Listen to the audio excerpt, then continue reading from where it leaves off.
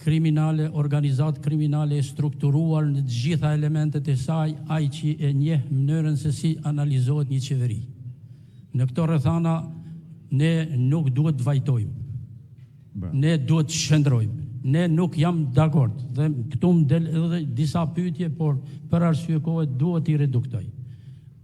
I nderuar Berisha, unë shoh mbi bazën e një analize juridike të fenomeneve shqiptare, në bazë e deri në qendër, kemi një president kufom, kemi një qeveri kriminale, organizat strukturuar, kemi policinë e shtetit 120 banda e me shumë të listuara nga shërbimet me të spikatura të krimit, të luftës kundër krimit. Dhe na rezulton se nuk ka kufi të ndarë midis bandave, krerëve të bandave kriminale dhe policisë shtetit. E si mund të jetë që ne duke shkuar, unë jam optimist që kjo kalpsirë, si që tha i Tuga, një shtyme donë, por këtë shtyme si do të arrim ne, kur policia shtetit është një kambe krye, e lidhur me bandat, dhe është të tmerrshme që të pranojmë se mund të arrim rezultat. Unë kam marrë pjesë pothuajse gjithë që nga viti 1991 në vijim në tana demonstratat, në tana protestat, në tana kam qenë shumë i angazhuar për ditur se si do shkoj fati i Shqipërisë. Jo për interes personal, po për interesin e përgjithshëm. Pra në këto rrethana, ne duhet patjetër në bashkërendim me partnerët ndërkombëtar që të mos pranojnë asnjë lloj negocimi me një qeveri band kriminale e strukturuar. Nuk e imagjinoj se si kancelarit e Europës mund të bashkëpunojnë pa marrë si shembull me emër konkret me krye diplomatën e shqujtur të Shqipërisë, Spiro Palje, e cila në 6 muaj ka vjedh 11 milion euro. Janë të faktuara me agjensitë e lajmeve të tënë botës, ma prestigjioze. Dhe ne i dim se si kanë lëvizur mallrat nga tërë bota, e kanë ardhur drejt Shqipërisë dhe nuk është zhdoganuar asnjë.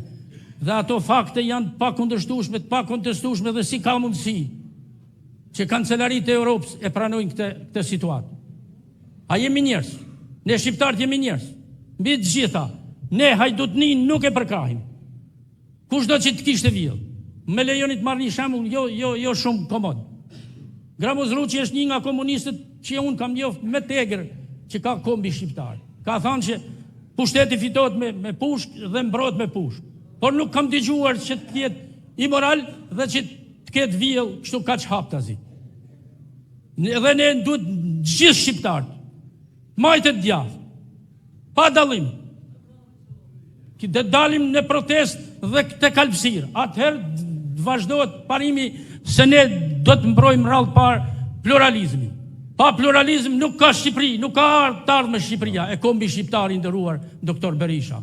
Unë nuk e përjashtoj opsionin, ai që e meriton pushken me i dhanë pushken, ta ketë kush të doj, edhe ti dalë zot kush të doj. Duhet të ndalem një problem edhe duket sikur ansor, por nuk duket ansor. Si guxon Edi Rama që poshton gjithë shqiptarin me fjalorin e tij banal, me sjelljet e tij ndaj femrës, i pande të gjitha gratë e qeverisë, të gjitha gratë e parlamentit, sikur janë kulludrat e tij. Është e papranueshme për popullin shqiptar dhe për gratë shqiptare, për të gjitha. Dhe duhet që në parlament e kudo, gratë shqiptare të ngrihen për dinjitet. Nuk duhet zgjatem më tej, mendoj se Shqipëria do ngrihet dhe nuk do vajtojmë. Po do ngrihemi siç e ka zakon shqiptar. Që nga Gjirokastra e deri në Mitrovic. Pa dallim, kobi shqiptar duhet mbijetojë në demokraci, në pluralizëm. Dhe jo në batakësilleqe, ky bën e ky s'ban. Të gjithë shqiptarët bajnë, të gjithë shqiptarët duhet bajnë, të gjithë shqiptarët duhet ngrihen, të gjithë ata që njihin veten familjar, dhe duan jetën e të ardhmen e fëmijëve, nipërve, mesave, e tyre duhet ngrihen, ose s'janë njerëz. Edhe është turp për ata që nuk ngrihet. Faleminderit. Unë ju falenderoj shumë për diskutimin ndërhyrjen dhe e vërteta është se nëse ka sot bandit dhe kriminal më të mëdhej, ata është drejtori i përgjithshëm i policisë, ta dini mirë, është një ushtar i turpshëm i Suel Çels, dhe duhet t'ju them një gjë ju këtu miqtë e mi. Një të vërtet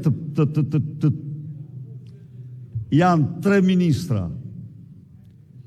që proda i krimit, ky kriminal, 3 ministrat brendshëm i ka heq njëri mas tjetrit. Absolutisht.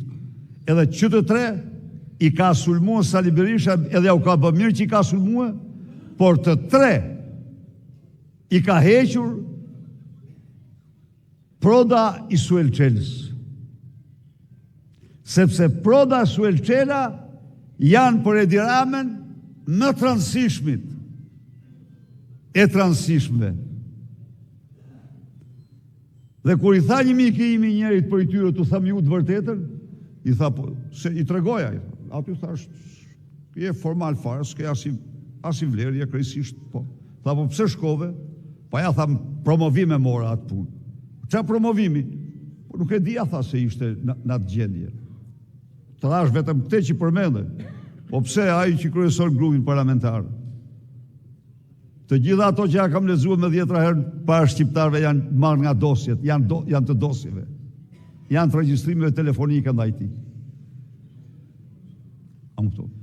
Dhe kjo është, e ke shumë drejt. Tani vim të çështja tjetër. Forca, do më thënë, revolucionin e 90-s ne e bëm pa armë dhe i mundëm. Dhe mos harro një gjë, e kam fjallën tek besimi që kemi ne. Në 97-ën erdhen me dhunë i përzum me votë. Prap do i përzëm në pa armë, po do i përzëm në absolute gjë në botë që shpëtoj nga ne nuk ka. Me besim të plot që ne këta do t'i arshivojmë në shtëpinë e turpit historisë si që meritojnë. Këta e një organizatë kriminale që i kanë bërë Shqipërinë ato që se ka bërë një pushtues tjetër kur dhe ne do t'u japim atë që meritojnë. Natyrisht, idetë dhe ne do të tregojmë forcën tonë, por ne jemi vetëm hapat e para tani. E filluam me atë që e quajtën çfarë po bojnë të tek ato foltorat e kryeministria, ajo ishte për Edi Ramën, për t'i thënë që ne nuk të shqitemi. Ajo ishte vetëm për një mesazh për te. Kaluam në parlament me datën 22 e gjithë Shqipëria në Tiranë dhe vazhdohet gjersa i të hap rrugë të krijohet një qeveri që të ligjor për zhvilluar zgjedhje të drejta, të ndershme dhe opozita i ka të fituar ato zgjedhje me të gjithë me garanci të plot. Do presim edhe 2 pyetje të fundit. Po.